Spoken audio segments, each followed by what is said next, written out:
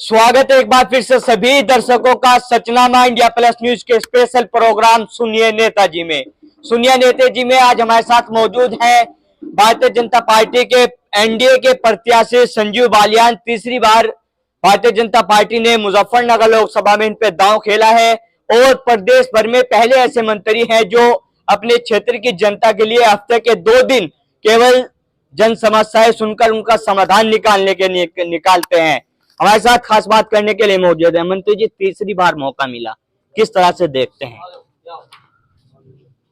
Party ने विश्वास जताया है, अब जनता के पास है, आशीर्वाद मिलेगा। मुझे ऐसी संभावना है 10 साल में जो काम हुए जनपद मुजफ्फरनगर में, चाहे वो नेशनल हाईवे हो, चाहे सड़कें हों, चाहे पानी के क्षेत्र में हो, बिजली के क्षेत्र में बहुत काम हुआ है। ये अपने 10 साल के प्रदेश और केंद्र सरकार के काम को लेकर जनता के बीच में है। किस तरह से देखते हैं? लगातार क्षेत्र में जा रहे हैं, 10 साल का जिस तरह का कार्यकाल रहा है, बहुत सारे ऐतिहासिक कार्य आप अपने बता रहे हैं जनता के बीच।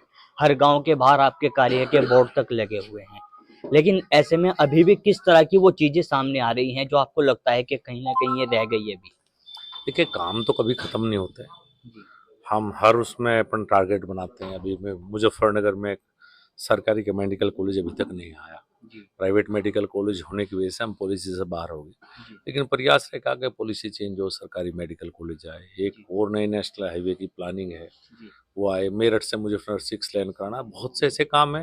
काम तो हमेशा चलते ही रहते हैं और जनता का बहुत प्यार और आशीर्वाद मिल रहा है लगातार। सबको पता है 10 साल में जो काम जी, बहुत सारी ऐतिहासिक चीजें मुजफ्फरनगर की जनता को आपने दे दी है। आगे की किस तरह की प्लानिंग है? क्या वो ऐतिहासिक चीजें होने वाली हैं कि जनता अगली बार फिर आपको लाने के लिए मजबूर हो जाए? देखिए, एक तो मैंने बताया मेडिकल कॉलेज, हाईवे हैं। इसके साथ साथ अभी जो इन्वेस्टर समिट हुई है उसमें पहली बार मुजफ्फरनगर में 91 नए प्रोजेक्ट आए।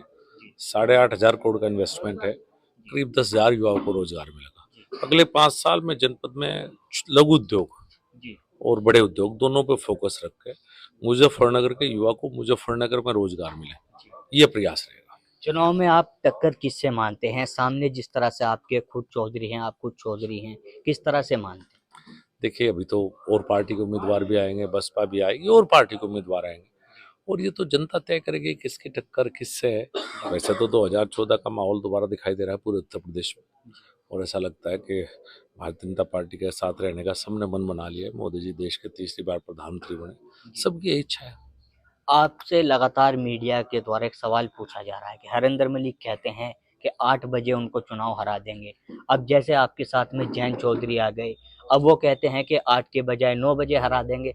किस तरह से देखते हैं आप उनके इस बयान को? देखिए, मैं तो एक बात कहूँ, जो फैसला मुजफ्फरनगर लोकसभा की जनता को लेना है वो फैसला मैं कैसे ले सकता हूँ?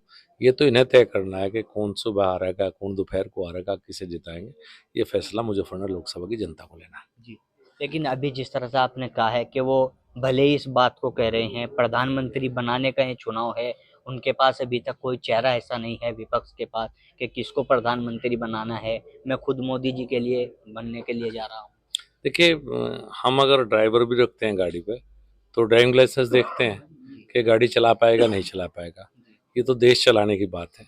एक तरफ मोदी जी हैं जो 10 साल से देश को चला रहे हैं, और एक तरफ हमें ये भी नहीं पता कि दूसरी तरफ कौन होगा। जिस देश की जनता ड्राइवर भी ना रखती हो बिना ड्राइविंग लाइसेंस देखे, तो ऐसे में प्रधानमंत्री का बिना चेहरे के कैसे लोग फैसला ले सकते हैं? जी, एक चीज लगातार चर्चाओं में बनी हुई है, एनडीए में जब से जयंत चौधरी शामिल हुए हैं, आप किस तरह से देखते हैं? किस तरह का लाभ एनडीए को इससे मिलने वाला है? जिस तरह से विपक्ष वाले उनको 7 सीटों को देने की बात कर रहे थे, लेकिन वो 2 में आपके साथ आ गए। कुछ तो इस तरह की प्रतिक्रिया आ रहे हैं कि कोई दबाव उन पे बनाया गया है, मजबूर उनको किया गया है। क्या मैसेज देना चाहोगे उन लोगों के लिए?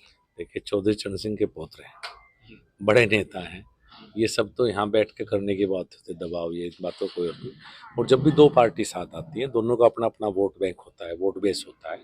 एक दूसरे को लाभ मिलेगा। जहाँ हम लोक दल लड़ रहा है बागपत और बिजनौर में, वहाँ उनको लाभ मिलेगा, और जहाँ भारतीय जनता पार्टी लड़ रही है वहाँ लोक दल का वोट रहे कार्यकर्ता है वो भाजपा का साथ रहेगा, तो लाभ तो दोनों पक्षों को ही होगा।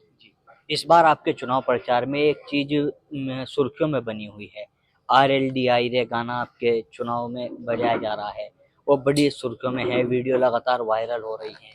जब हम गठबंधन से साथ लड़ रहे हैं तो आरएलडी का नाम बजेगा और भारतीय जनता पार्टी का बजेगा।